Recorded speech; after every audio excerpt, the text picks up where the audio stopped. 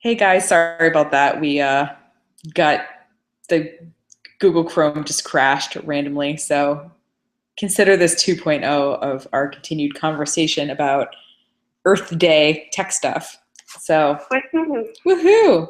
So electronic signatures and electronic document storage is is as secure as having a physical copy, I think. I mean, someone could walk by your desk and pick up a piece of paper and have that information, or someone could. Yeah, what's that movie Blank Check? Like the little kid gets the I don't think I've ever seen that. He got a blank check. yeah, you just got like, and it just so happened to be from a millionaire, so it didn't bounce. I actually didn't see the whole movie, and this is like 10 years ago. I have a Like it's like feeling. from the 90s, I have and a it's called feeling. Blank Check, and he basically forges this check and just gets a ton of money. Oh, that's so And then charming. it's like shenanigans. It's like Home Alone, like running around from goofy adults and having lots of money. I bet there was a heartwarming conclusion though, I'm where sure there was. where we But learned that money couldn't buy happiness. yeah, and also you're 10. Yeah, and maybe the millionaire ended up with the guy's single mom or something. I'm just saying, if I was a '90s movie, that's Yeah, that's probably what happened. the dream divorce. But No one's supposed to stop manifesting that. I'm just teasing you. So yeah, so electronic document storage is a good way to not print off a bunch of paper that high school students like me would have recycled on your behalf. Although I must say, we're doing the school recycle bins was awesome because people would pass notes and then they would put them in the recycle bin. So if you volunteered to sort paper, you could know everything. So everyone's like, "Oh, it must stink to have to sort all the paper," and I was like, "That's not bad." And I knew stuff. I knew Like, stuff. with the janitor in Breakfast Club, I am the eyes and the ears of this institution. Yeah, totally. I was Alright, the I'm eyes. gonna stop quoting random movies now. No, it's good. It's good. I mean, movie quotes totally works. And I, of course, lost The our one notes. caveat that I would have for e-filing, just from personal experience, keeping things organized in some way, like having folders, or like if you have Dropbox, like keep making sure, generally maintaining as you would a paper filing system, because it's just as scary to have an unorganized e-filing system as it is to like walk into a room of file cabinets with a bunch of loose paper and not knowing where things Yeah. are. Or like you open a drawer and you're like, oh, this looks like there's like papers from 2006, and then you find like a 98 paper and then like a 2012 paper. And it's like, oh my god, there's no rhyme or reason. No, having electronic records does not give you a license to be a total slob. Like you actually have to be better at organizing stuff because, you know, it's one thing to pick up a piece of paper off a pile and it's another thing to dig through a folder, click on the folder and open it up with the right program, like whether it's a Photoshop file or Microsoft Word or something, and then have to figure out what it is. Like that's like extra annoying. So it's easiest, like you said, to put it in the right spot right away. And to, you know, possibly add some information about it, even if it takes like 30 seconds to rename the image, for example, something besides DS19728, you know, renaming it to outside of building 2015. Great. And then when you're looking for a picture of the outside of the building, you don't need to like, you know, blow up, you know, you don't need to like, you can just look through the thumbnails and see, but also you can find that relatively quickly because it's in the file name or it's at least tagged or something. And there's a couple of apps that help with this. I use Genius Scan for a lot of stuff. It's an iPhone app. I'm not sure if it's an Android app too, but it's free and you can do the paid version if you want it to sync with your Dropbox account or otherwise keep, you know, have it sort of virtually backed up.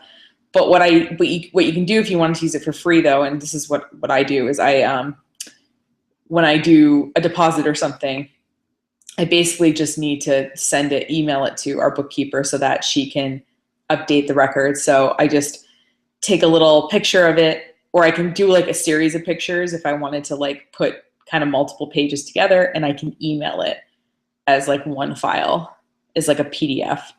And then she can open it, see the bank statement or whatever, do what she needs to do. And it's that way, it's not like sending individual pictures. They're like together. And it stores a copy of it on my phone if I want to, or I can delete it too. And there's also, Doxy is also like a really nice scanning, it's like a little teeny tiny scanner. It's super cute. It has like a little heart as the button when you scan stuff.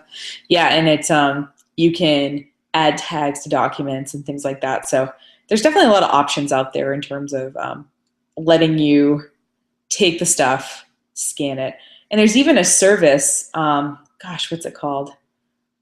There's a service that you can send your documents, like you can physically mail a pile of papers and they'll scan them for you. What the hell is it? Yeah, well, it makes so if you have a bunch of receipts from your business, right, and you need to just like keep them on file for tax purposes, rather than you sitting there and scanning all the receipts, you can just send it as a big pile to like this company. And I think they charge, it's kind of inexpensive. It's like $25 a month or something, and you get a certain amount of scanned items. But like if it saves you a couple of hours of your life every month, like it can be worth it. God, what is the name of that? I'm gonna look it up while we talk. So yeah, we used to use everyone at the law firm I used to work at had little desk, they were called scan snaps. Scan snaps?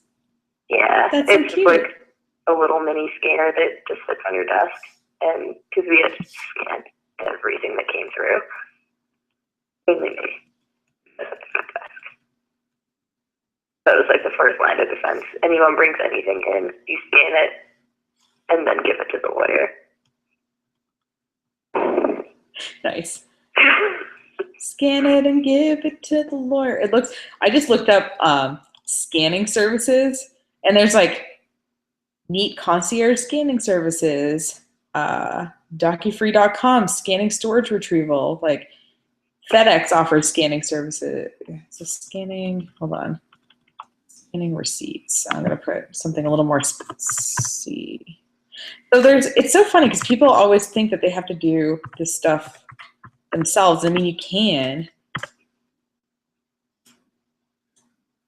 Shoeboxed, that's what it's called. Oh, that's cute. Yeah, shoebox. So this stuff in a shoebox. And then their little tagline is painless receipt scanning and expense tracking. So there's certain services that will, like, if you have a bunch of photos that you want scanned, like you can do that, or you can, have something else scanned. So like whether it's receipts or something like that. So you can do it yourself, or you can pay someone to do it. P.S. Fun fact. So what else have we got on here, Cass? So get rid of the paper in your life. 2 other things. One is kind of,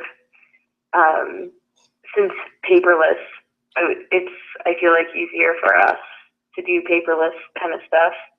But one thing that we, as earth-conscious people, could work on is energy efficiency, because, we use computers and tech equipment all the time. It's true. And I feel like we're getting more equipment rather than less equipment. Right. And it's not necessarily about, I guess, how much we have. It's just about how efficiently we can use them, so that we're not like, it's not like we're going to cause rolling blackouts. No, but being conscious of like how much power your device is drawing and stuff. There's little energy meters that you can typically get like from a local library or something, and you can hook them up to different devices and see how much energy it's using. One of my friends did that with her kids. She like homeschools them, and they went around, and like when they put it on the clothes dryer, it was like, she was like, it was hilarious. It was just like it was going around and around the dial, and the kids were like, "This is crazy." But the other thing is, I saw that there was this Kickstarter or something for this. It's almost like, it looks like a clothespin, and you can put it around around a cord, and it will tell you how much power it's using. Like, it's tiny. It's like, it looks like a little like modern clothespin. Cool. So I thought that was kind of neat, that you could like go around and you could sort of see like, oh, when my computer's in sleep mode, what's it drawing versus when it's, active, or, and adjusting settings like that, like putting things in sleep mode, or, does all this stuff have to be turned on? It's a good question. Yeah, and like, I'm pretty bad about this because I just kind of leave stuff on and like plug in all the time because I'm a space cadet and like I just forget. I'm like, I'll go do something else. I'm like, oh, right. Well, and they make these. You're overheating. Yeah, well, and they have these smart power strips that, like, if you have a bunch of things plugged into a power strip and they're not turned on, the power strip will like turn itself off, like disconnect itself from the thing, which I think is pretty smart. They're like $80 each, which is why we don't have them yet, but and it's too bad that that's a factor. But yeah, but looking at energy usage, because like I'm just thinking about all the devices that are on our desks right now, and it's so funny because as we get more technology, it's like we just have more things to plug in and more things to, suck up energy. Well, my roommate in college pointed out this thing because we both had Macs and my battery would just go so quickly. And she was like, well, you have your screen on like full brightness. And I was like, yeah. So she's like, if you just like put it down to like half of that, like you can still see just as well, but it saves battery power. That's a really good point. Making adjustments. I was like, wait, what? And she's like, you didn't know that? And like, really ever felt is doing this with me. No, my eyes felt a lot better because I was just like, I didn't know that would take up more energy until this very conversation. Oh, really? Yeah. No, it's adjusting the brightness on your screen is a way to save some energy. And it's also cool. Like your eyeballs get a little happier. Well, that makes sense to like look at the individual settings on your computer, like what's using up a lot of energy and sort of adjusting that.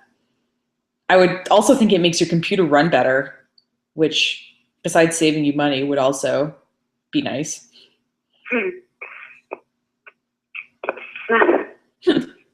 So energy efficiency, good stuff. Yeah. And then the other thing I had for electronic and techie stuff is recycling. The same rules don't necessarily apply to like recycling a computer as it does like a milk carton. Right. There's a little more, like you can't just, you could, but why would you like throw batteries in a landfill and stuff like? Oh my God. I moved like 3 times and I hadn't found the battery recycling place. So I just kept hauling these like dead batteries in this coffee canister, like through like 3 different moves. Did that, like you kept them with you. You weren't just like, I'm just gonna. No, I feel awful. The idea of like somebody drinking battery acid because I was too lazy to like, and that's what it was I was just too lazy to find out. And turns out the local hospital, like, collects them or something. You know what I mean? Like I just had to do a little detective work. It wasn't anything hard. But yeah, not just throwing away a computer, not just throwing away, an iPod or something like that.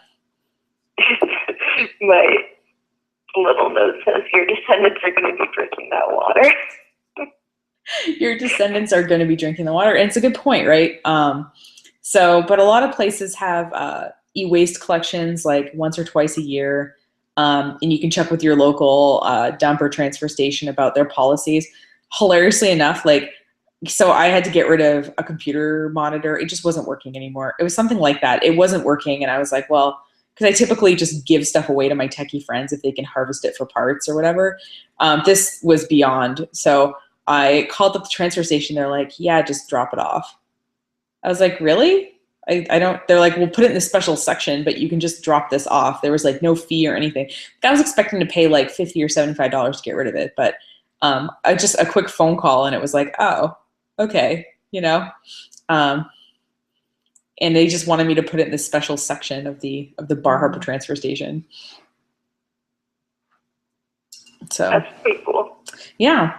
So sometimes it's not as expensive or as annoying as you think it's going to be. You just have to make like a phone call, which, let's face it, we can all make a phone call for the earth. I mean, I don't mind.